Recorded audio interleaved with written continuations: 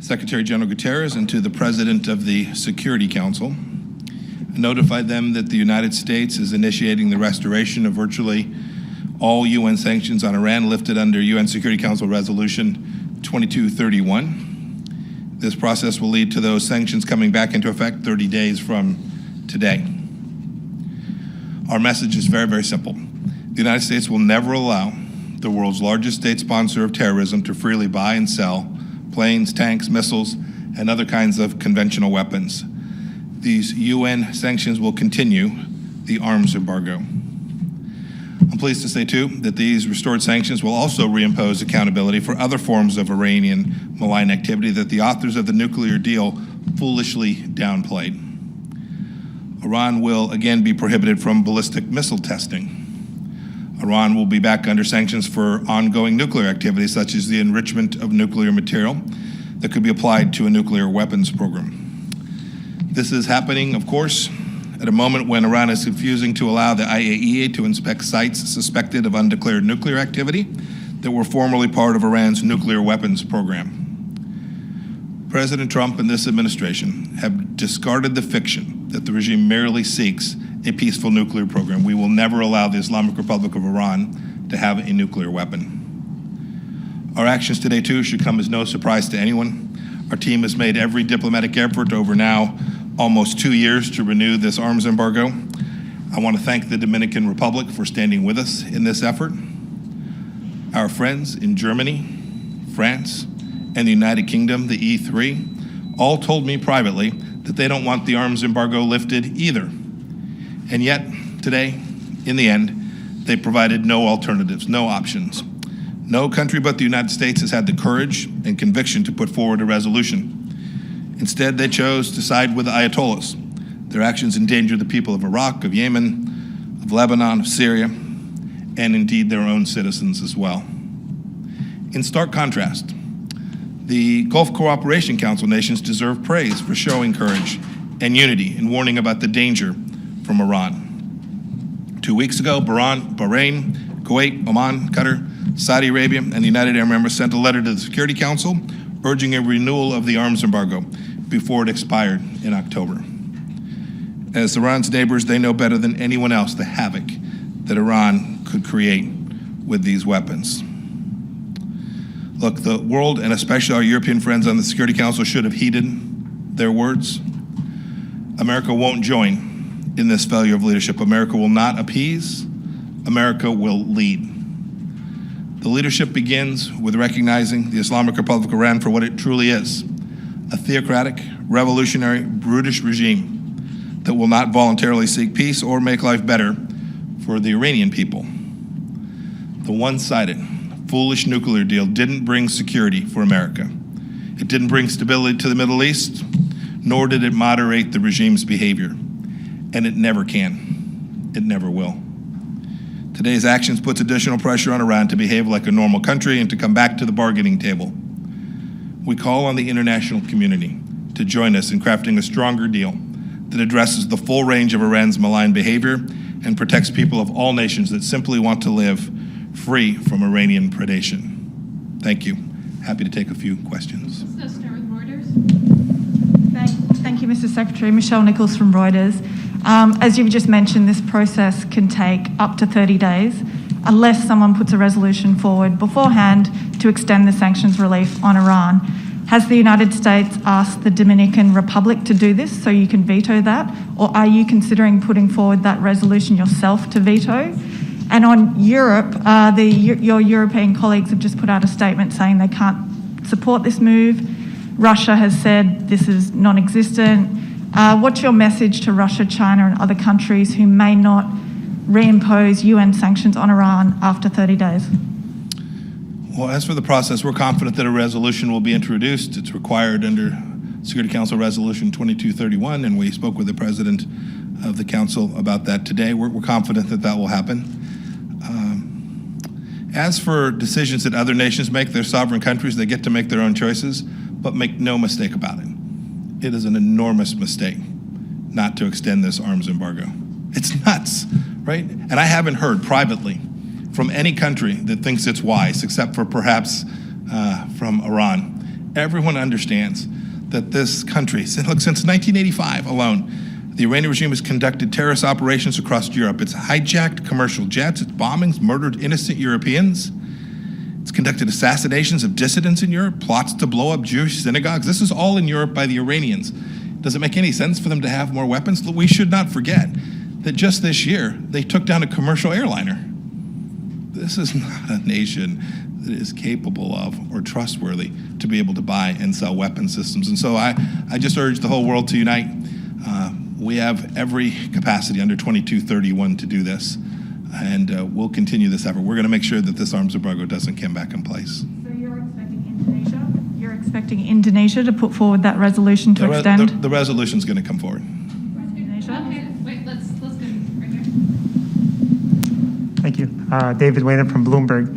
Secretary of State, I can barely hear you. If you could speak up just a bit. Sorry, it's the mask. Can you hear me now? Yes. If China and Russia begin to sell weapons to Iran when the arms embargo expires, what action specifically can the United States take to stop them? Thank you. Well, we never get out in front of a decision the president may or may not make, but you just need look no further than the history of the last 2.5 years. When the U.S. sanctions were violated, we enforced them. When the UN sanctions are violated, we're going to do everything we can to enforce them as well. Let's go up top. Hi, Valeria Robecco from ANSA News Agency. Mr. Secretary of State, when diplomats and others from some countries say that the process of the snapback is difficult and is difficult to happen, what does they mean? They mean because the U.S. are not in the deal anymore. So do you agree with that? Of course not, but why? Yeah. So you need to be a little more precise, and you should ask them to be a little more precise. When you say they're not in the deal anymore, what do you mean? Well, the U.S. withdrew from the nuclear deal in 2018. Yes. That's the position of the country saying, you know, but I know that you yes. So this much is accurate. President in May of 2018 made a decision that we would no longer comply with the political commitments attached to the JCPOA. But go read paragraphs 10 through 12 of the 2231. They are completely separate. We provided no notice to the UN. Right, when we withdrew, because it wouldn't have made any sense to provide notice. 2231 is completely independent. Indeed, I thought it'd be worthy to take just a moment to read you what the State Department, the United States State Department told me when I was a member of Congress back in 2015. I asked this very question. I knew I'd be here 5 years from now. I'm kidding. Here's what they told me when I asked this very question 5 years ago. They knew this day would come. Here's what they said. This is signed by the Assistant Secretary of Legislative Affairs at the State Department, dated November 19th of 2015. It said everything, the Obama-Kerry-Biden State Department. They said the following. They said everything in the JCPOA and its annexes are commitments Iran made and must keep to remain in compliance. If Iran breaks these commitments, the United States can snap back both unilateral and UN sanctions. It's important to emphasize this. 2231 gave every one of the participant states the right to execute snapback unconditionally. There are other nations that are not in compliance with the JCPOA today as well. They would have the right to conduct snapback as well. It's written, it's plain, it's very straightforward. I know the Russians and the Chinese will try and obfuscate, they'll use their disinformation tactics, but just read the plain text of the document. It's not the case that a political agreement arranged by a group of parties, including the United States, can undo the amazing work of the UN Security Council. No resolution can be altered unilaterally by any country, not by Iran, not by Russia, not China, nor by the United States. Security Council resolutions can only be changed by subsequent Security Council resolutions. And so we think this is really straightforward. We think this is very simple. These UN Security Council resolutions will come back into place 31 days from now, and the United States will vigorously enforce them.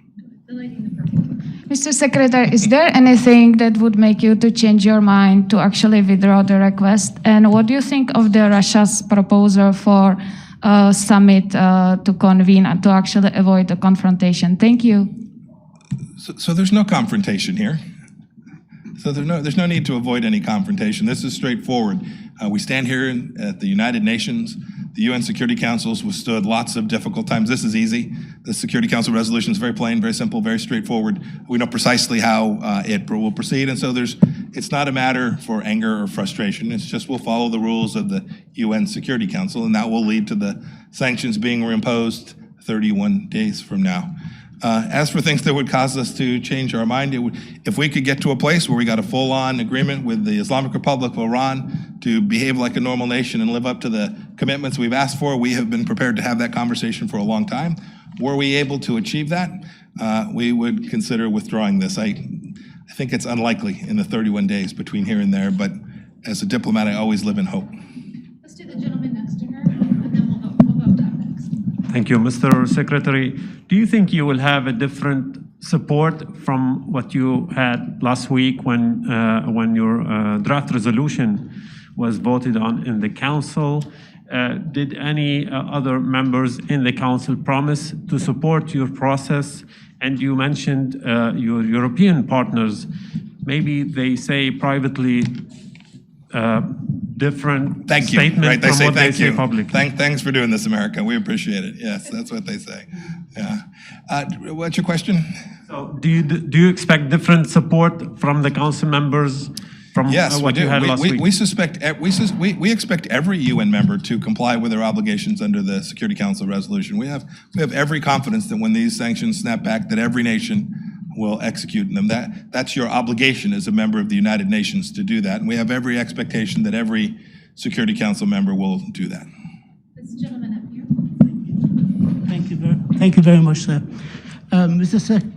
Secretary of State, can you walk us, it's less than 2 months from the 18th of October, can you walk us through the timeline where you think the sanctions will be restored on Iran before October 18th? And if on the 19th of October you found that companies and banks from Russia and China are dealing with Iran regardless, are you willing to sanction them?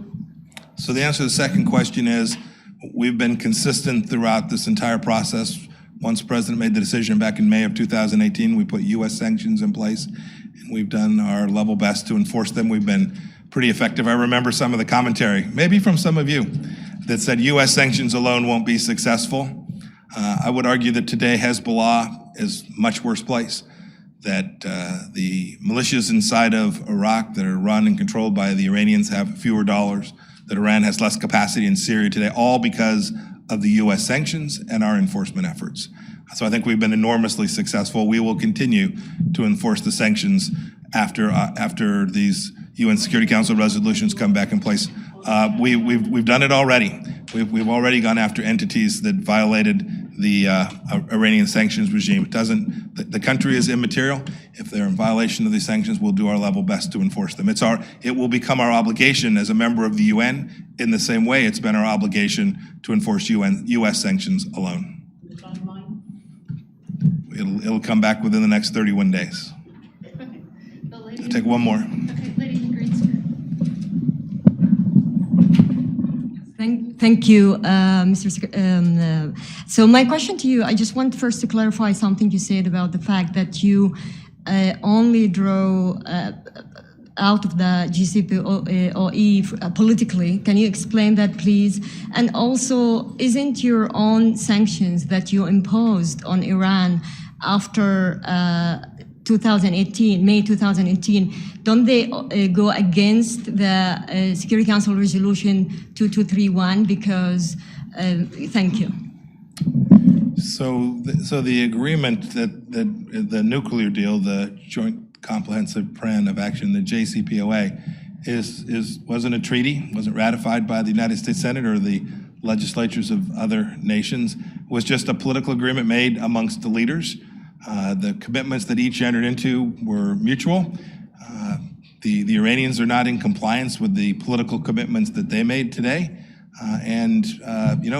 President Rouhani says that the E3 is not in compliance either. Says that they haven't lived up, says that the Germans, the French, and the United Kingdom hasn't lived up to their commitments under the JCPOA as well. They may well be in non-compliance, I suppose.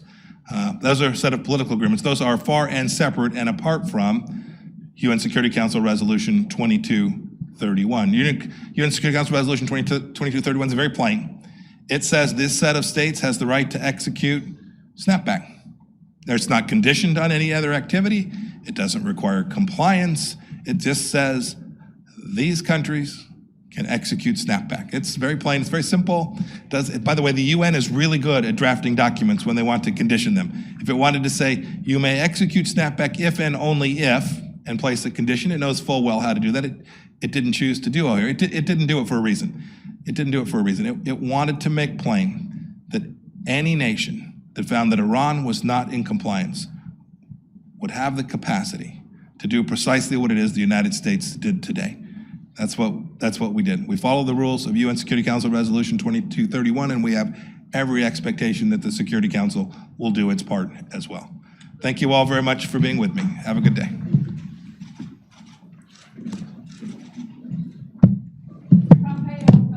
The snapback is a Russian establishment level. I find it ironic that you're didn't answer about summit with Russia. 在美国生活，了解身边事就上华人资讯网 APP， 焦点新闻、突发新闻，华人资讯网 APP 为您提供中立、客观、专业的新闻报道。